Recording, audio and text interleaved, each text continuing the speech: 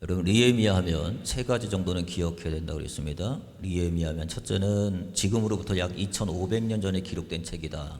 이거 한 가지 좀 기억해 놓고요.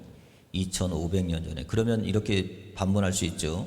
2500년 전에 기록한 책이 우리하고 무슨 상관이 있겠느냐라고 할 수 있지만 세 가지 이유가 있다고 그랬습니다. 하나는 저희들에게 깨닫게 하기 위함으로 성경에 기록됐고, 두 번째는 본이 되기 위해서 하나님 앞에 우리가 성경에 기록이 되어 있다라고 했고, 세 번째는 배움을 위해서 했다고 이렇게 얘기했습니다.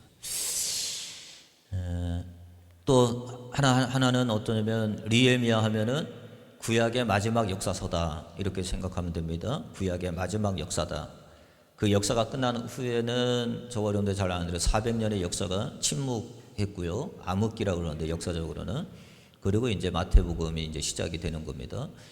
그리고 그래서 구약의 마지막 역사서는 느헤미야고 마지막 선지자가 말라기입니다. 그러니까 마지막 역사서는 에스라, 그 느헤미야 두 책이 마지막 역사서고, 그 다음에 그 안에 이제 끼는 게 사건이 하나 일어난 게 우리 에스더 사건이라고 하는 것을 전에 말씀드렸으니까 이것 좀 기억해 주시면 좋겠고요. 그리고 느헤미야는 또 하나 마지막 또 기억할 것은 뭐냐면 느헤미야는 성벽을 재건하는 일을 했던 사람이다라고 하는 거예요. 세 가지.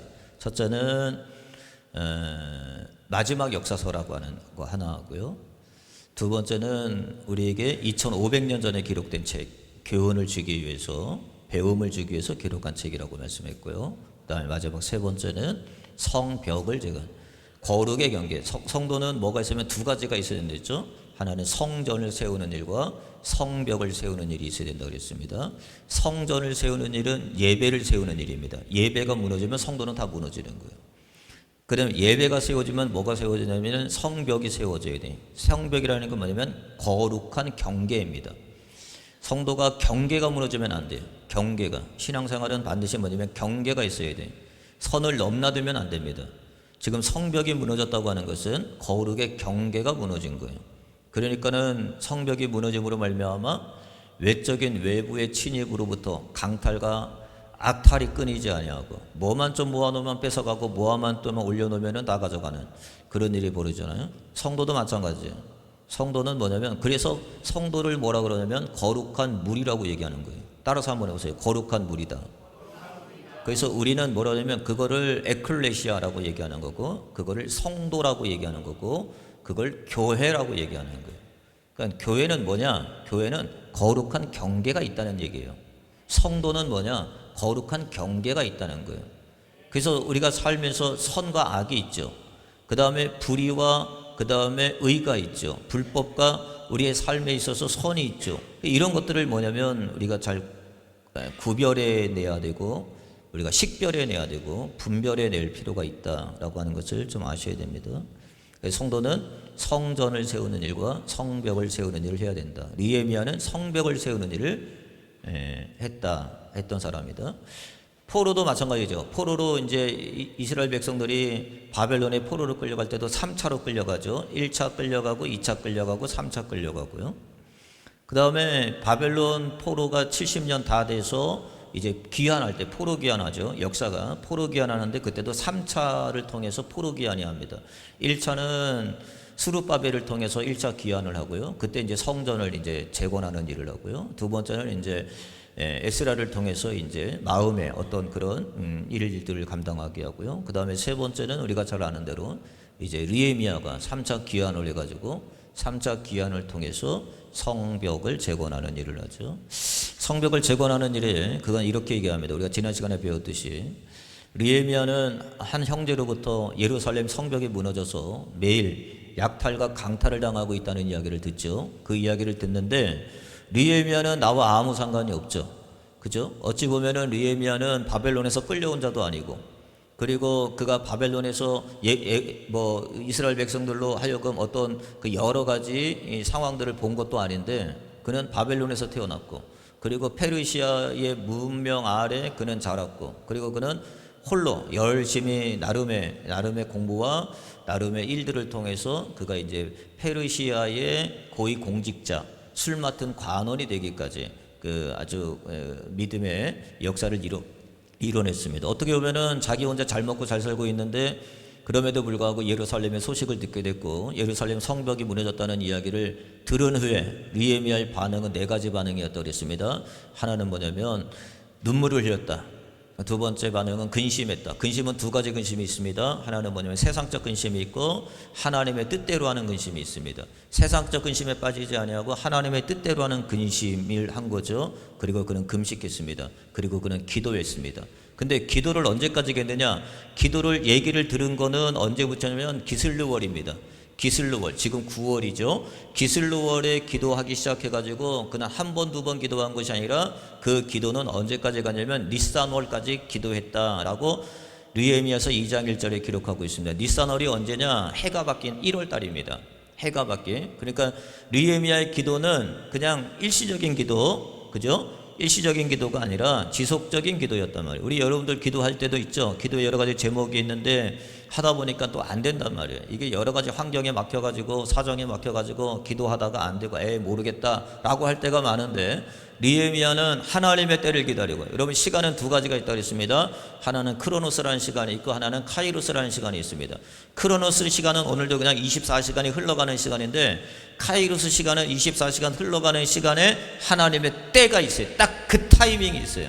하나님의 때에 맞게끔 여러분들이 인내하면, 그래서 신앙은 뭐가 필요하냐면 믿음이라는 게 필요해요. 믿음이 뭐냐? 믿음은 에무나입니다. 에무나는 뭐냐면 견딤이에요. 신앙은 뭐냐면 견딤이라는 게 필요한 거예요. 오늘 했다가 오늘 일어나지 않아요. 내일 했다가 내일 당장 이렇게 일어나는 일 없습니다. 하나님의 역사는 어느 때는 40년이 걸리기도 하고 어느 때 역사는 80년이 걸리기도 하고 어느 때 역사는 70년이 견디기도 하고 어느 때는 다음 세대에 일어나는 일들도 있고, 그렇기 때문에 저와 여러분들이 신앙생활은 뭐냐면 그냥 뭐 눈 깜빡할 사이에 일어나는 일이 아닙니다.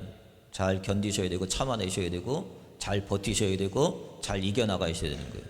그래서 느헤미야는 기슬루월에 기도하기 시작해서 니산월, 해가 바뀐 1월까지 그가 기도했는데 마침 여러분 기도하면 하나님이 문을 열어주십니다. 여러분 하나님 문을 열어주시죠. 어떻게 문을 열어주시느냐? 느헤미야의 얼굴에 수심이 가득합니다. 여러분 왕 앞에 수심이 가득하다고 하는 것은 죄입니다. 저희 무슨 딴 꿍꿍이를 하고 있지 않느냐, 저거 딴 생각을 하고 있지 않느냐, 예전에는 보이지 않는 행동을 왜 자꾸 저렇게 하는지 모르겠다 라고 하면서 의심이 먼저 가고 불신이 먼저 가게끔 되어 있는데, 아닥사스 왕이 느헤미야에게 얼굴을 보고 보려면 너 왜 이렇게 근심이 많냐? 누가 먼저? 아닥사스 왕이 느헤미야에게 먼저 말을 겁니다. 너 왜 이렇게 근심이 많냐? 얼굴에 보니까 왜 이렇게 수심이 많냐? 너 뭔데 그러느냐? 얘기를 좀 해봐라 라고 했을 때 이 느헤미야가 자기가 지금 겪고 있는 기도의 제목 묵상하면서 그에게 이렇게 얘기합니다.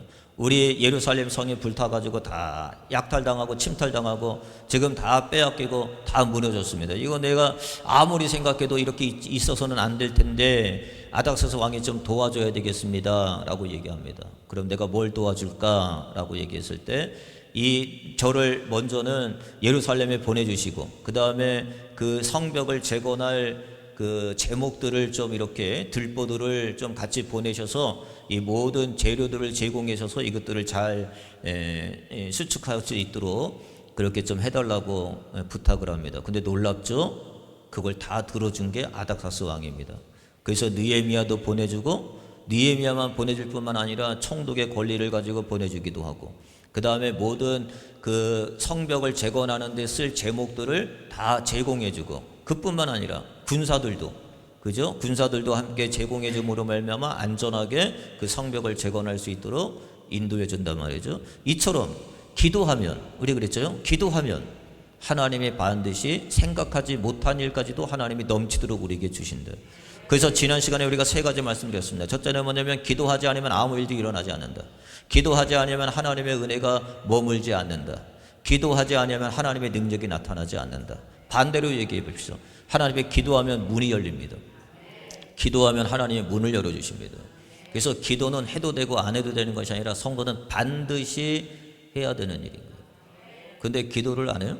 그러면 그냥 여러분의 실력대로 사는 거예요. 내가 얘기했죠? 내 실력대로 사는 거예요. 그런데 이 세상은요, 내 실력보다 탁월하고 월등하고 뛰어난 사람들이 얼마나 많은지 몰라. 실력대로 어떻게 살아요? 성도는 은혜로 사는 거지. 그렇기 때문에 저는 날마다 하나님 앞에 은혜를 구해야 된다. 그래서 느헤미야가 예루살렘에 옵니다. 이제 수상궁에 살다가 수상궁에 다 내려놓고, 예? 자기의 아주 좋은 위치를, 좋은 자리를 다 내려놓고 그가 이제 왕의 명을 받아서 어떻게 되면 수상궁에서 이제 예루살렘으로 옵니다. 예루살렘에 와 보니까 실질적으로 말로만 듣던 이야기였는데 실질로 보니까 이건 너무나 황폐해진 거예요. 다 깨어지고 부서지고 어디서부터 어디까지 수축해야 될지, 어디서부터 어떻게 시작할지를 알지 못하는 거예요. 그가 근심하고 있다가 염려하고 있다가 말하지 않고 있다가, 그래서 형제들을 다 불러 모은 다음에 그가 이렇게 얘기합니다. 느헤미야 2장 18절인데요. 그가 그동안에 있었던 아닥사스 왕으로부터 그야말로 페르시아의 바사의 왕국에서 있었던 모든 일들을 백성들에게 간증을 하는 일이 있어요. 간증. 자기가 있었던 일, 자기가 벌어졌던 일들을 백성들에게 간증합니다. 그게 뭐냐면 18절 말씀입니다. 여기는 함축되어 나와 있는데요. 이렇게 얘기합니다. 또 그들에게 하나님의 선한 손이 나를 도우신 일과 하나님의 손이 나를 도우신 일, 지금까지 얘기했죠. 하나님이 나를 도우신 일을 백성들에게 얘기해 줍니다. 하나님이 여차 해가지고 하나님의 손이 이렇게 도왔고, 하나님이 이렇게 우리에게 제목들을 줬고, 하나님의 군사들을 붙여줬고, 그 다음에 예루살렘 성벽을 세울 수 있는 은혜를 이렇게 주셨다라고 도우신 일과 왕이 내게 이른 말을 전하였더니, 왕이 한 일 이런 것들을 다 전하였더니 그들이 말을 듣고 뭐라 그러냐면, 그러면 일어나 건축하자. 건축할 마음이 없었는데 이들에게 힘을 주고 또 용기를 주고 또 소망을 주는, 그래서 모든 사람들이 뭐냐면 그럼 우리 함께 하자라고 하면서 함께 일어섰고 모두 힘을 내어 이 선한 일을 하려 하매라고 해요. 모두 힘을 내서 이 선한 일을 하자, 마음을 하나로 모으는 거예요. 그래서 이게 뭐부터 시작이 되느냐, 느헤미야의 간증으로부터 시작이 된 거예요. 여러분들도 여기 모인 사람들은 나름의 다 간증이 있어요. 하나님을 만난 간증이 있고, 하나님의 은혜를 경험한 간증이 있고, 하나님의 긍휼을 경험한 간증들이 다 있습니다. 그래서 느헤미야의 간증을 들어오면 다 그 간증이 뭐냐면 하나님의 손이 나를 도우신 일, 하나님이 어떻게 나를 도왔는지 그런 일들을 먼저 간증을 먼저 하죠. 우리가 잘 알죠. 지난 시간에 배웠으니까 잠깐만 하고 넘어가죠.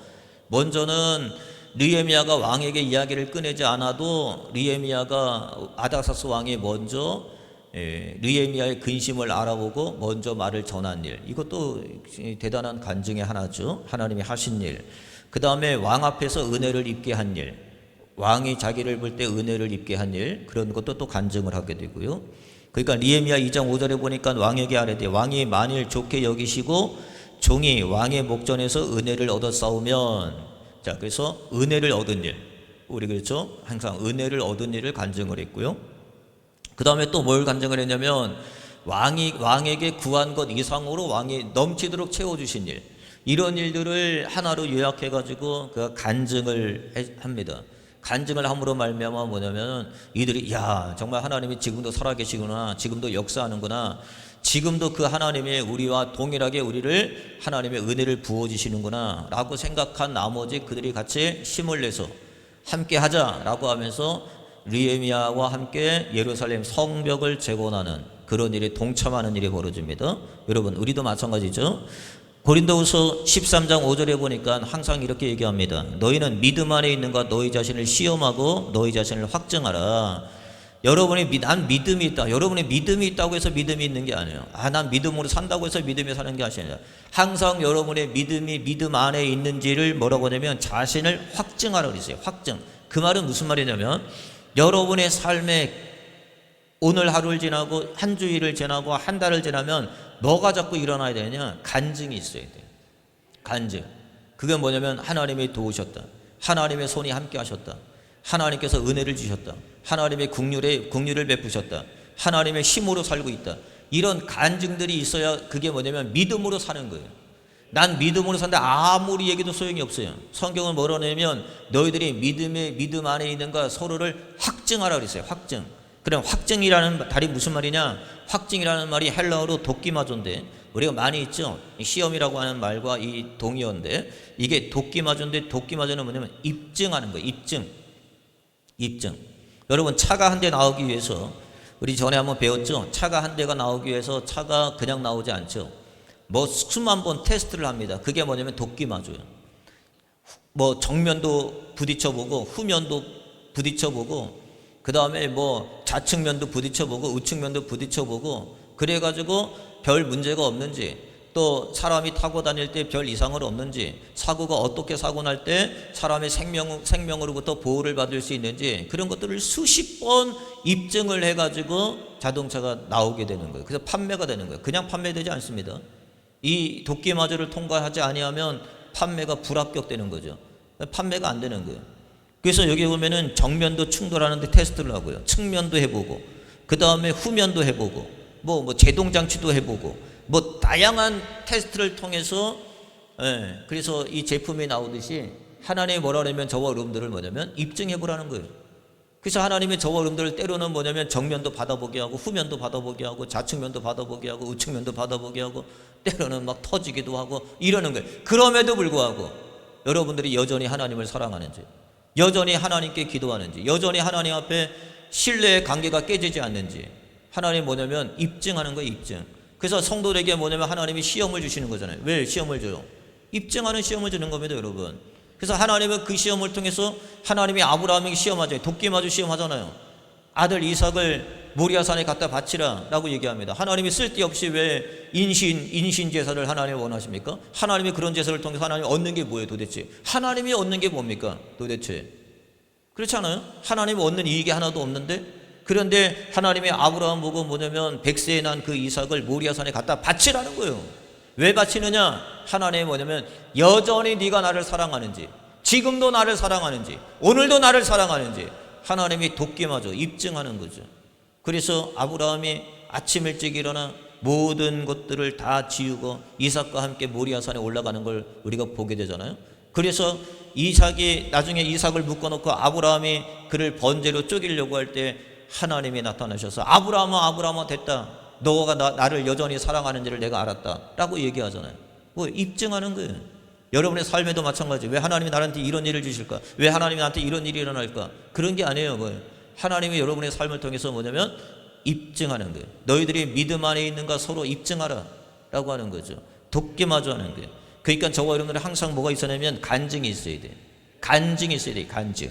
간증은 뭐냐면 여러 가지 우리에게 있는 영향을 미치는데 세 가지 영향이 있습니다. 첫째는 뭐냐면 나의 믿음을 더욱더 굳건하게 해줘요.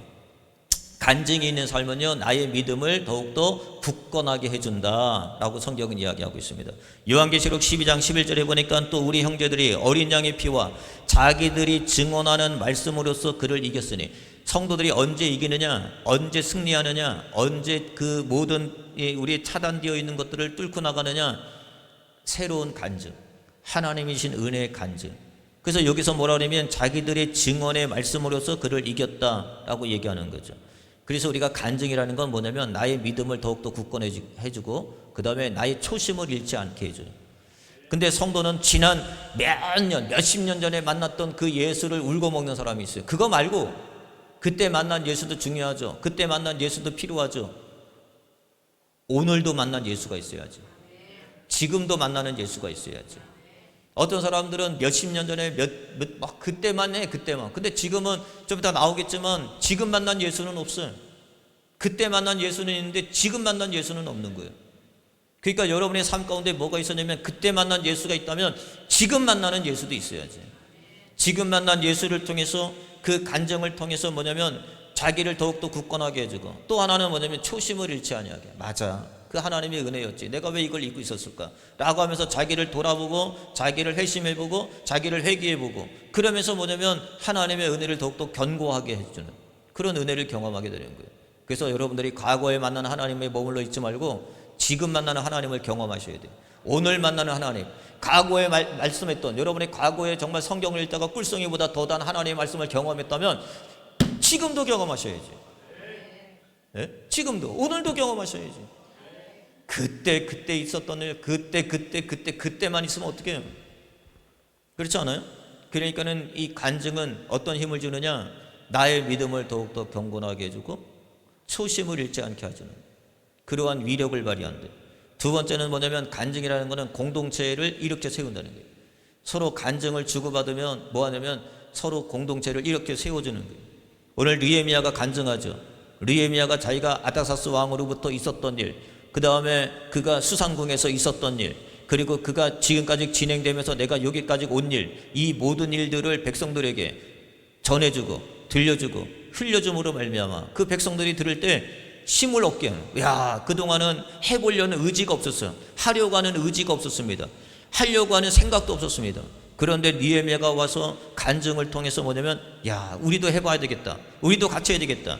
성경은 이렇게 얘기합니다. 느헤미야서 2장 18절 말씀을 보니까 또 그들에게 하나님의 선한 손이 나를 도우신 일과 왕이 내게 이런 말씀을 전하였더니, 간증했더니 그들의 말이 일어나 건축하자. 공동체를 세우는 이유. 사람 만나면, 서로 만나면 뭐냐면 빽자랑하지 말고, 뭔 백 샀네, 무슨 뭐 명품이니 뭐니 그런 거 하지 말고 하나님을 만난 서로 하나님에 대한 간증을 하는 거예요. 그러면 뭐냐면 서로 힘을 얻는 거예요. 야, 진짜 저걸 통해서, 저 일을 통해서 하나님이 저렇게 하셨구나. 내가 믿는 하나님도 동일한 하나님인데, 그러면서 자꾸 성도들은 뭐냐면 그것이, 그 말씀이 나에게 전이가 돼서 힘을 얻게 되고 또 능력을 갖게 되고, 그래서 하나님의 말씀을 우리가 간증하게 되면요, 공동체를 세우는 힘을 주고요. 세 번째는 뭐냐면 낙심된 자를 일으키는 힘을 줍니다. 낙심에서 그치지 아니하고 새롭게 이제 시작할 수 있는 동력을 불어넣는 에너지, 에네르게오. 우리 얘기했죠, 지난 시간에. 하나님께서 우리에게 믿음의 역사를 이루는 역사. 그러니까 간증하면요, 그 간증을 서로 들으면은 성도에게 뭐가 일어나냐면 역사가 일어나. 역사라는 게 뭐냐면 에네르게오라는 거예요, 헬라어로. 에네르게오는 뭐에서 이렇게 되는 에너지라는 단어가 여기서 나왔어요. 그러니까 에너지를 얻는 거예요, 힘을 얻는 거예요. 그러니까 성경도 열어보세요. 성경도 역사서가 있어요, 시가서가 있습니다. 그런데 이 성경의 모든 내용은 인물편에 되어 있어요. 그건 뭐냐면 우리에게 간증을 해주는 거예요. 아브라함의 간증을 통해서 우리가 진리를 얻죠. 이삭의 간증을 통해서 우리가 생명을 얻죠. 우리가 야곱의 간증을 통해서 하나님이 어떻게 일하시는지를 알게 되죠. 요셉을 통해서 어떻게 살리시는지를 알게 되죠. 한 사람 한 사람마다 인물로 다 되어져 있는 거예요. 왜? 간증으로 되어져 있는 거예요. 간증으로. 어떻게 예수를 만났는지, 어떻게 하나님을 만났는지, 어떻게 변화가 됐는지, 어떻게 새롭게 됐는지, 어떻게 이들이 그 믿음의 삶에서 역사를 이뤄냈는지 성경에 다 있잖아요. 이 성경이 뭐냐면 간증이에요, 간증. 그러니까 이 간증을 통해서 뭐냐면 낙심된 자를 일으켜주고 새 소망을 일으켜주고, 여러분도 그렇죠. 자녀들이 낙심되어 있다, 형제가 낙심되어 있다, 자매가 낙심되어 있다, 교회 안에 성도들이 낙심되어 있다. 그러면 우리가 찾아가서 우리가 서로 만나면서 서로 이야기하면서 뭐냐면 예전에 만났던 예수, 지금 만난 예수, 이렇게 간증해 주는 거예요. 간증해 주면 그 간증을 통해서 낙심된 자들이 다시 새 힘을 얻게 되고 일어나지고. 그래서 뭐라냐면 느헤미야가 간증했죠. 하나님의 선한 손이 나를 도왔다. 하나님께서 이렇게 역사했다. 내가 온 것은 우연이 아니다. 내가 온 것은 그냥 온 게 아니다. 하나님이 나를 보내시고 하나님의 이런 일들을 하나하나 촘촘히 하나님께서 역사하신 가운데 내가 이곳에 왔다.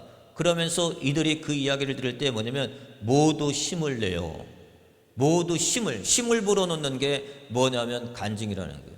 그래서 여러분의 삶 가운데 어떻게 하면 동력을 주고 힘을 주고 때로는 은혜와 긍휼로 이렇게 서로를 묶어주는 게 뭐냐면 그게 간증이라는 거예요. 간증. 바울도 마찬가지예요. 성경에 여러 가지 간증들이 많이 있습니다. 특히 우리가 잘 아는 것처럼 사도 바울은 어디를 가든지 간증을 잘했어요. 간증을.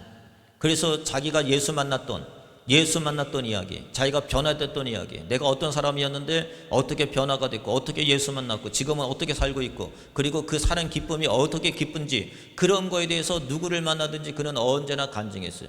그래서 우리가 신약 성경에 보면 사도 바울이 쓴 서신을 통해서 보면은 사도 바울이 자기가 다메섹에서 만난 그 간증을 신약 성경에 6번을 언급하고 있습니다. 어디를 가든지 그 이야기를 해요. 내가 만난 예수, 내가 어떤 사람이었는데. 근데 그 만난 예수를 아까 얘기했죠. 간증은 왜 중요하느냐? 간증은 신앙의 초심을 잃지 않게, 자기의 초심을 잃지 않게. 그래서 사도 바울은 항상 간증을 통해서 뭐냐면 자기가 만난 예수의 초심을 잃지 않았다는 거예요. 먼저는 사도행전 9장 11절 5절부터 말씀해 보면, 여기 보면 어떻게 내가 주를 만났는지, 바울이 내가 어떤 계기를 통해서 주를 만났는지 그거를 잘 알게 해주는 말씀이 여기 있죠. 그가 다메섹에 올라갈 때 다메섹 핍박하려고 올라갔습니다. 그리스도를 믿는 자들을 죽이려고 잡아서 끌고 오려고 그가 다메섹으로 갔습니다. 다메섹에 갔는데 그 다메섹 도상에서 누구 음성이 들리냐? 부활하신 예수 그리스도의 음성이 들리기는 거예요. 사울아 사울아 네가 왜 나를 핍박하느냐, 네가 나를 왜 핍박하느냐 라고 하면서 그 자리에서 부활하신 예수를 만나게 돼요. 그 만나게 된 계기가 그때부터 시작해서 그가 변화가 됩니다. 4절에 보니까 땅에 엎드려져 들음에 소리가 있어 이르시되 사울아 사울아 내가 어찌하여 나를 박해 하느냐 하시거늘 대답하여 주여 누구시리이까 이르시되 나는 내가 핍박하는 예수라. 이때 뭐냐면 예수를 만나는 거예요. 여러분들 예수 만난 경험 있죠? 여러분들 인격적인 그냥 예수 만나니까 인격적인 만나는 예수가 있어야 돼요.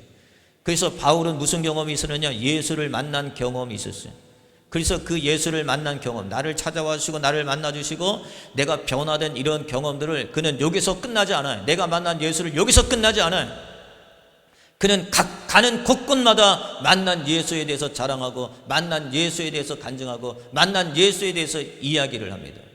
그가 예루살렘 성전 뜰에서 그가 올라왔을 때 유대인들에게 간증하죠. 자기가 만났던 그 예수. 사도행전 22장 6절 8절 말씀 볼게요. 가는 중, 이게 이제 예루살렘 성전 뜰 유대인들이 모여있는 곳에서 말한 거예요. 가는 중 다메섹에 가까이 갔을 때에 정오쯤 돼요. 호련히 하늘로부터 큰 빛이 나를 둘러 비치는데 내가 땅에 엎드려져 들으니 소리가 있어 이르되 사울아 사울아 내가 왜 나를 박해하느냐 하시거늘 내가 대답하되 주님 누구시리이까 하니 이르시되 나는 내가 박해하는 나사렛 예수라 하시더라. 그가 만났던 예수를 간증합니다. 어떻게 주님이 나에게 오셨는지. 그리고 그가 로마에 갔을 때 가이사랴 왕에게 아그리빠 왕 앞에서 그가 이야기합니다. 또다시 자기가 만난 예수를 또 이야기합니다. 사도행전 26장 10절 15절 보니까 똑같은 얘기예요. 똑같이 자기가 만난 예수를 또 얘기하는 거예요. 예루살렘에서도 자기가 만난 예수 얘기하고 아그리빠 왕 앞에서도 자기가 만난 예수하고 그리고 그가 편지를 보낼 때마다 서신을 보낼 때마다 뭐라고 그러냐면 내가 만난 예수, 내가 경험한 예수, 그 예수를 또 전해주고 또 전해주고 또 흘려주고 또 들려주는 거예요. 갈라디아 교회에게 보낼 때 그가 간증을 또 합니다. 갈라디아서 1장 13절부터 17절 말씀 보니까 내가 이전에 유대교에 있을 때에 행한 일을 너희가 들었거니와 하나님의 교회를 심히 박해하며 멸하고 내가 내 동족 중 여러 영갑자보다 유대교를 지나치게 믿어 내 조상들의 전통에 대하여 더욱 열심히 있었으나 그러나 내 어머니의 태로부터 나를 택정하시고 그의 은혜로 나를 부르시니가 그의 아들을 이방인을 하기 위하여 이방인에게 전하기 위하여 그를 내 속에서 나타내시기를 기뻐하셨을 때에 내가 곧 혈육과 의논하지 아니하고 나보다 먼저 사도된 자들을 만나려고 예루살렘으로 가지 아니하고 아라비아로 갔다가 다시 다메섹으로 돌아왔다. 하나님을 만난 사건에 대해서 또 다시 그가 언급하면서 그가 갈라디아 교회에게 간증하고 있어요. 내가 이렇게 예수 만났다. 내가 다메섹 가는 길에 주님께서 나를 만나 주셨고 그 일을 통해서 내가 아라비아로 갔고 다시금 또 내가 다메섹에 와가지고 내가 이렇게 너희들에게 진리를 전하고 있지 않느냐. 그가 만난 간증을 또다시 하죠. 빌립보 교회 편지를 보낼 때 똑같이 얘기합니다. 빌립보서 3장 5절 6절로 보면은 그가 또 빌립보 교회에게 편지를 보낼 때 그가 또 자기가 만난 예수에 대해서 언급합니다. 내가 이렇게 예수 믿었다. 내가 예수 이렇게 알았다 라고 하면서 그가 또 예수 만난 이야기를 또 간증을 하죠. 그가 또 디모데에게 편지를 보낼 때도 또다시 그가 간증합니다. 디모데에게 편지를 보내면서 내가 만난 예수. 여러분 보세요. 왜 바울은 이렇게 곳곳마다 자기가 만난 예수를 언급할까요? 바울은 왜 곳곳마다 자기가 만난 예수를 자랑할까요? 그가 만난 예수를 왜 이렇게 글로써 아니면 말로써 그들에게 증언으로서 왜 그들에게 알렸을까요? 내가 간증을 하면요 내 믿음이 더욱더 견고해져. 그리고 하나님을 만난 초심을 잃어버리지 않아요. 근데 우리가 신앙생활 하다 보면 내가 만난 예수 다 잊어먹어. 언제 어떻게 만났는지 다 잊어먹어. 왜냐하면 간증을 안 하거든. 내가 만난 예수가 없어요. 인격적으로 만난 예수가 없어요. 사실적으로 만난 예수가 없어요. 그냥 지나치다가 스치다가 만난 예수. 그냥 나 예수가 아니라 아버지 예수, 나 예수가 아니라 어머니 예수, 나의 예수가 아니라 부모님 예수, 나의 예수가 아니라 아내 예수, 이런 예수만 알고 있으니 무슨 간증을 해요? 간증할 게 없지. 내가 만난 예수가 있어야지. 내가 만난 예수가. 여러분의 삶에 그것이 다메섹 도상이 되어서 내가 만난 예수가 명확할 때 확신을 가지고 정말 이 예수 때문에 내가 살고 있구나, 이 예수 때문에 내가 지금 지탱하고 있구나, 이 예수 때문에 내가 버팀목이 되어 있구나 라고 하면서 그 예수를 갈 때마다 자랑할 거 아니에요. 어디에 가면 다른 얘기는 다 하는데 예수 얘기는 하나도 안 해요. 어디 가면 다른 얘기는 다 하는데 진리 얘기는 하나도 안 해요. 내가 만난 예수는 아무도 없어요.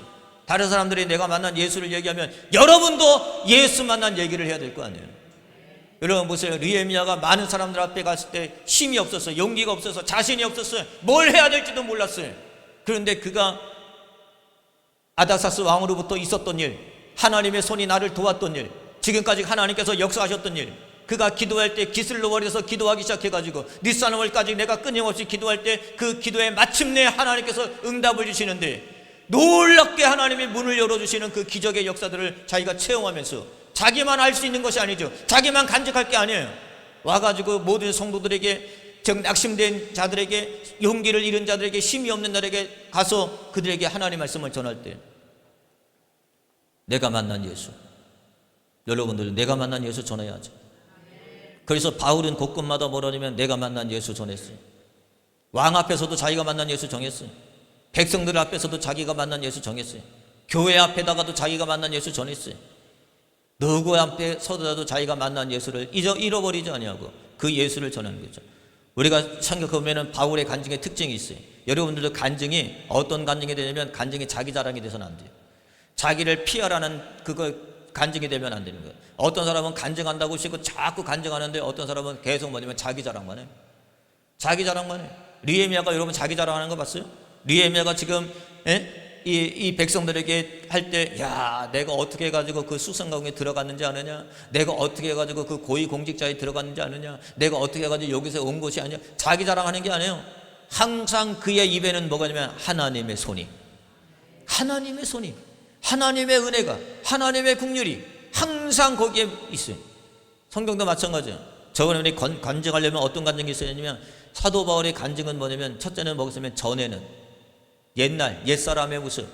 그래서 저와 여러분들이 간증할 때 보면은 내가 전에는 어떻게 살았는지, 바울은 명확하게 숨기지 않아요. 감추지 않아요. 꾸미지 않아요. 덧바르지 않아요. 덧칠하지 않아요. 그것을 여러분들에게 싹 모른 채가 내가 이런 사람이었는데 그렇게 하지 않습니다. 예전에는 내가 핍박자였다. 예전에는 내가 박해자였다. 내가 어느 사람보다 열심히 그리스도를 받게 했던 사람이다 라고 그가 이야기합니다. 그래서 항상 그가 얘기할 때는 먼저 간증은 뭐냐면 전해가 있어야 돼. 우리가 마찬가지잖아요. 인생이라는 건 두 가지가 있잖아요. 하나는 뭐냐면 비포가 있고 하나는 뭐냐면 애프터가 있잖아요. 여러분의 삶 가운데 비포가 있어야죠. BC가 있어야죠. AD가 있어야죠. 비포 크리스트 아노도미니가 있어야 될 거 아니에요? 여러분의 예수를 만난 기점을 통해서 뭐가 되면 이전과 이유가 완전히 달라져야 그게 간증이 되는 거지.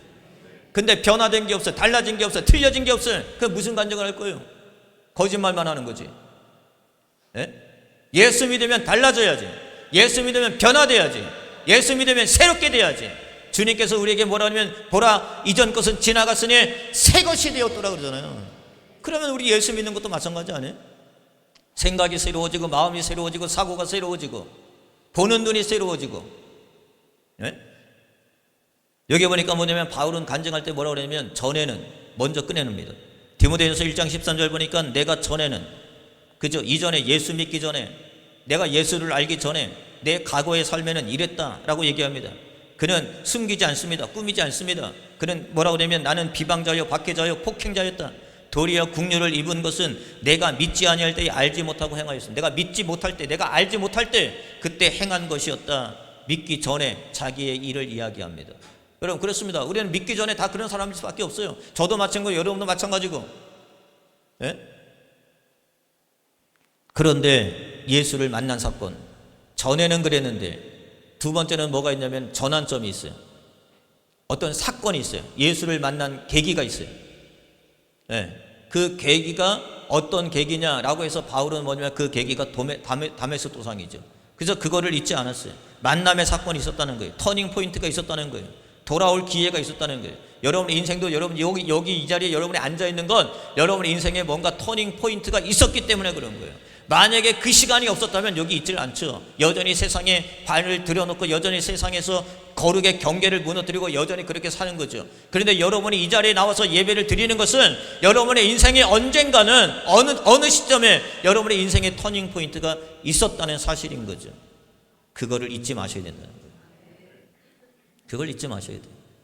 여기 보니까 이렇게 얘기합니다. 사도행전 9장 1절로 3절 말씀 보니까 사울이 길을 가다가 다메섹에 가까이 이르렀더니 호련히 하늘로부터 빛이 그를 둘러 비쳤더라. 그가 언제 만나느냐? 전환점이 언제냐? 다메섹이라고 하는 것입니다. 그래서 사도 바울은 언제 가든지 다메섹을 잊지 않아요. 그 다메섹 하면 눈물이 나와요. 다메섹 하면 그렇잖아요. 베드로도 마찬가지예요. 베드로에게 터닝 포인트가 어디냐? 베드로에게는 닭 울음소리라고 합니다. 항상 닭 울음소리 자기 인생의 전환이 돼요. 그때 배반하고 배신하고 예수님의 말씀을 내가 들었지만 예수님이 틀렸다고 내가 맞다고 그렇게 우격다짐했던 그 베드로가, 그래서 닭 울음소리만 들으면 눈물. 그 천주교는 꼭대기에 뭐냐면 십자가도 있지만 닭 이렇게 있는 거 보시죠. 닭을 이렇게 해놨잖아요. 여러분들은 언제 여러분들의 예수를 만났는지, 그 예수의 삶이 결정적으로 내 삶에 어떻게 바뀌었는지, 그래서 뭐가 있냐면 인생의 터닝 포인트가 있는 거죠. 그런데 여러분 보세요. 여기에서 이제 문제가 뭐냐면 이 터닝 포인트가 어떻게 하면 자기의 의를 드러내고 자기의 지식을 드러내고 자기의 삶을 드러낼 경우가 있어요. 근데 바울은 그렇지 않았어요. 이 전적인 터닝 포인트의 계기는 뭐냐? 두 가지죠. 하나님의 긍휼과 은혜예요. 전적인 터닝 포인트는 뭐냐면 내게 있지 않아요. 바울이 이렇게 얘기합니다. 다시 한번 말씀해 보니까 이렇게 얘기하죠. 디모데전서 1장 13절 14절 내가 전에는 비방자요 박해자요 폭행자였더니 도리어 긍휼을 입었기 때문에 주의 은혜가, 자기라고 얘기하잖아요.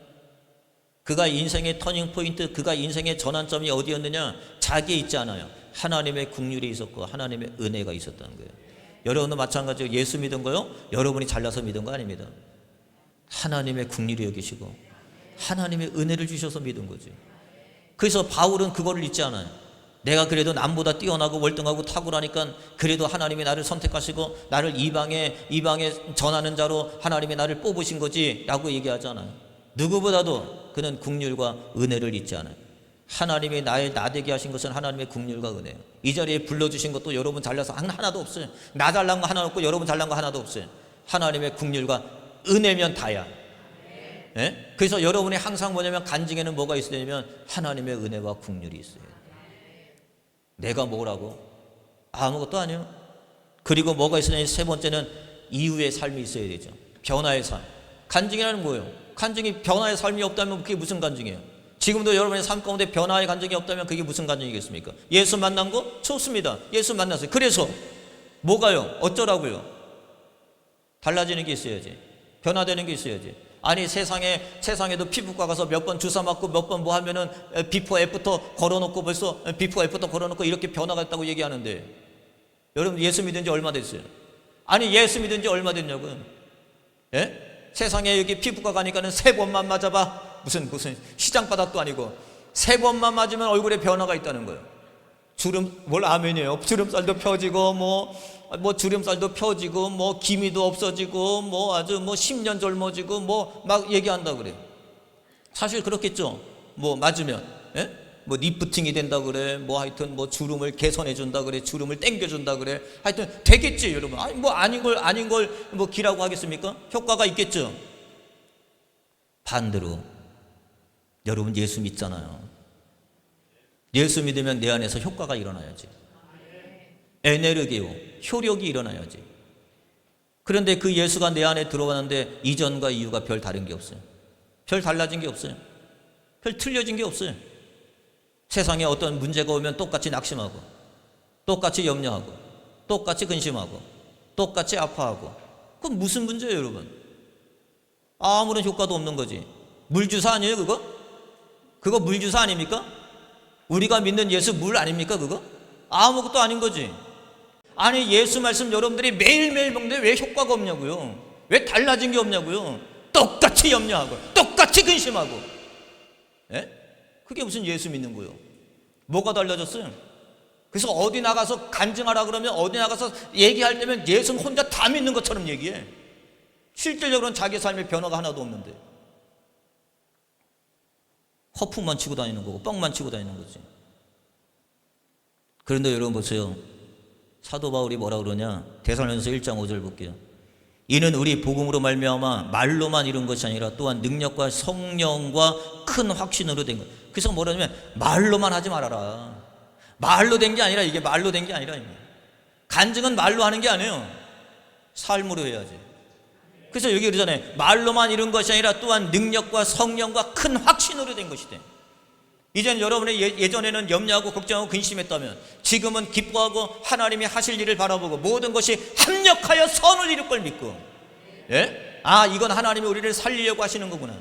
여러분, 믿음이라는 거 저거 얘기했잖아요. 믿음이라는 건 뭐냐? 믿음이 뭐냐? 믿음은 해석의 차이라고 그랬어요. 해석의 차이. 어떻게 해석을 하느냐에 따라서 믿음이 있는 거예요, 여러분. 예? 그래서 항상 이렇게 얘기합니다. 예? 비프와 애프터 해놨다면 여러분들이 예수 믿기 전에는 그런 자리, 예수 믿기 전에는 비방자였어요. 박해자였어요. 폭행자였어요. 그런데 이제는 이후의 삶은요, 예수 때문에 맞고 다니잖아요. 예수 때문에 피해보고 다니잖아요. 완전히 달라졌죠. 그때는 예수 믿는 자를 잡아 죽였고 예수 믿는 자를 처단했고 예수 믿는 자를 끌어다가 감옥에 집어넣는데 지금은 예수 때문에 감옥 가잖아요. 여러분 삶 가운데 마찬가지예요. 그래서 간증은 뭐냐면 이전의 삶이 있어야 돼요. 그리고 예수를 만난 터닝 포인트가 있어야 돼요. 그리고 이후의 삶이 있어야 돼요. 거기서 끝나느냐? 그렇지 않아요. 지속적인 열매가 있어야 돼요. 지속적인 열매. 예수를 만났으면 그때 한 번으로 만나는 게 아니에요. 여러분들의 신앙에 지속적으로 계속적으로 하나님의 간증의 역사는 단회적이고 이례적이지 않습니다.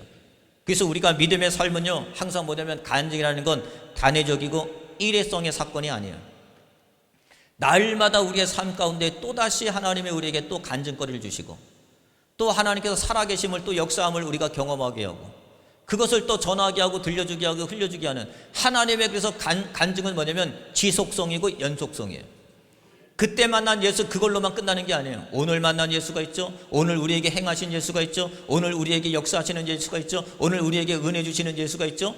그 예수가 날마다 달라가는 거죠.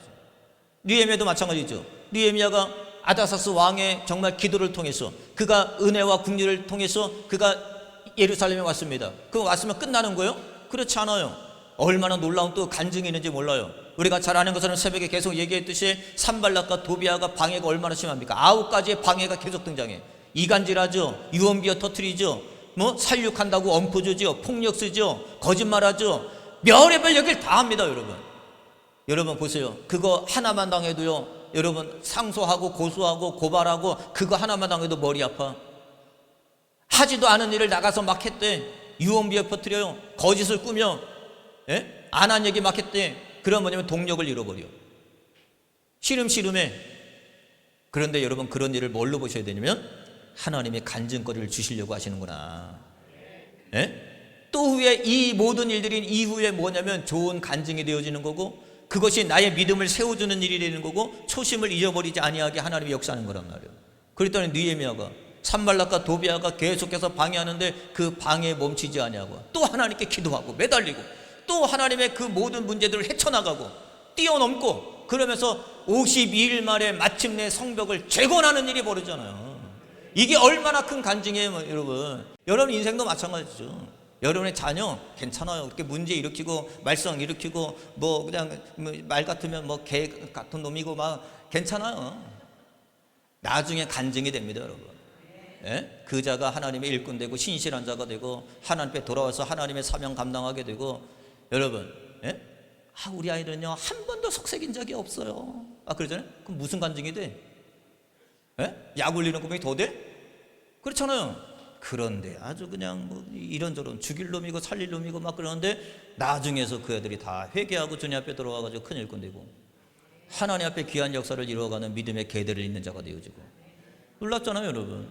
그러니까 아무리 우리가 생각할 때 뭐냐면 열매는 뭐냐면 간증은 뭐냐면 지속성이 있어야 돼요. 그래서 간증은 한 번도 끝나는 게 아니에요.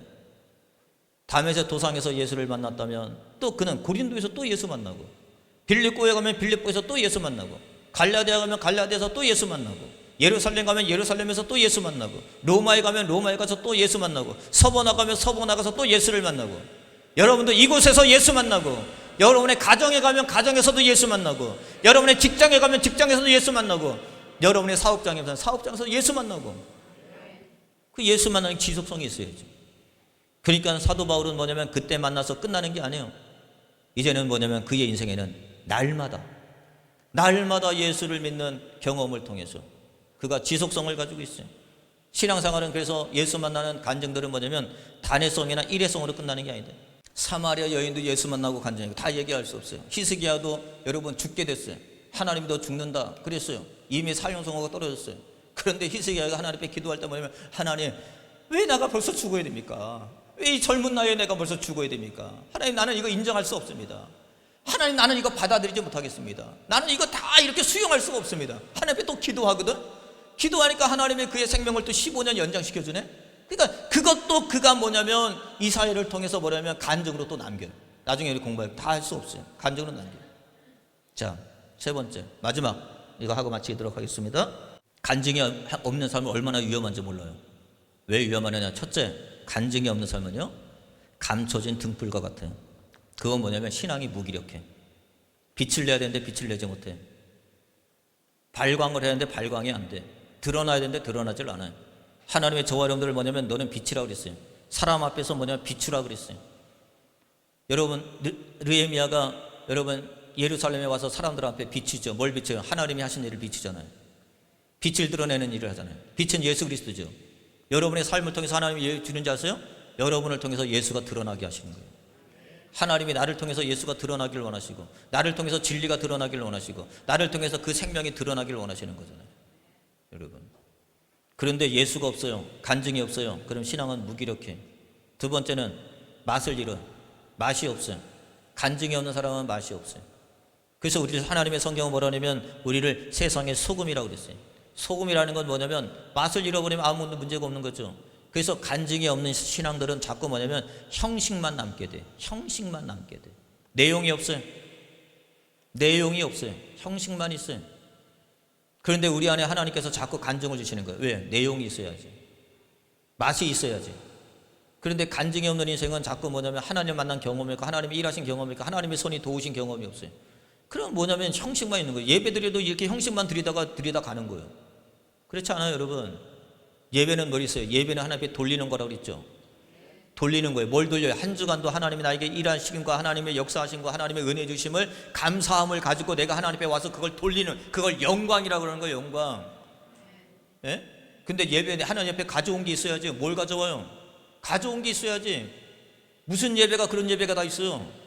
예? 뭘 받겠다고? 예배는 받는 게 아니에요. 예배는 돌리는 거고 드리는 거지. 뭘 드려요? 한 주간도 하나님께 주신 은혜를, 하나님께 영광을 돌리는 거예요. 하나님이 하신 일이 맞습니다. 하나님이 주셨습니다. 라고 하나님께 돌리는 거란 말이에요. 돌리는 게. 그게 예배란 말이에요. 그런데 여러분 보세요. 형식만 있죠? 그러면 보세요. 아무런 맛이 없는 거예요. 셋째는 열매 없는 나무가 됩니다. 열매가 없어요. 결국은 뭐냐면 신앙은 다 껍데기가 돼요. 그래서 간증이 없는 신앙들은 다 껍데기예요. 느헤미야 보세요. 느헤미야는 안에가 꽉 차 있어요. 정말 하나님의 살아계신 거, 하나님의 역사하신 거, 하나님의 손이 그에 함께 하신 거, 하나님의 은혜와 하나님의 국률이 얼마나 차고 넘치는지 백성들에게 그 사실적으로 그 이야기할 때 백성들은 그것으로 힘을 얻고, 그리고 우리도 일어나자, 우리도 함께 하자, 그러면서 서로가 손을 붙잡아주면서 성벽을 세우는 일을 그렇게 힘들지 않게 그렇게 세워져갔단 말이에요. 사랑하는 성도 여러분, 오늘 여러분들이 해야 될 일이 뭔지 아세요? 간증하셔야 돼요. 하나님 만난 거, 진리 만난 거, 하나님의 일하심과 하나님의 손이 내 위에 임하셔가지고 하나님의 일하심을 여러분들이 알려주고 들려주고 흘려줘야 된단 말이에요. 그래서 왜 간증이 필요하느냐? 첫째는 간증함을 통해서 내가 더 단단해진다. 내가 더 견고해진다. 내가 초심을 잃지 않는다. 왜 간증을 해야 되느냐? 간증을 하면 서로가 위로가 된다. 서로 살아계신 하나님을 알게 되고, 서로 살아계신 하나님을 발견하게 되고, 그리고 우리가 모든 공동체에게 힘을 붙돋아 준단 말이에요. 그래서 여러분이 살아계신 하나님을 경험하고 꼭 간증하는 한 주가 되시기를 주의 이름으로 축원을 드립니다. 기도하겠습니다.